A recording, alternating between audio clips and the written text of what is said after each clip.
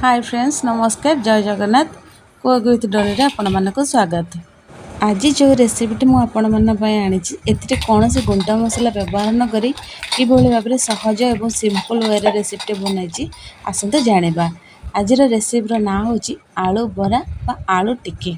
आलू बरा बा आलू टिक्की बनाया पय सिझा आलू रे लूण कंचा लंका एवं कटा पियाज को दे भल भाबे चकटी नबा। चकटा आलू को टिक्की सेप बा बरा सेप रो बनै नबा। बनै सारिया पर तावरे तेल गरम करी आगरु बनै रखिथिबा आलू बरा गुडी को दे दबा। गोटे पट साइड भल भाबे लाल ब्राउन कलर होई सेकी गेला परे अन्य पट को पलटै नबा। दुई पट साइड को एभଳି भाबरे लाल ब्राउन कलर हबा पर्यंत पलटैबा। दुई पट साइड एभଳି भाबे सेकी गला परे गोटे प्लेट को बाहर करे नबा।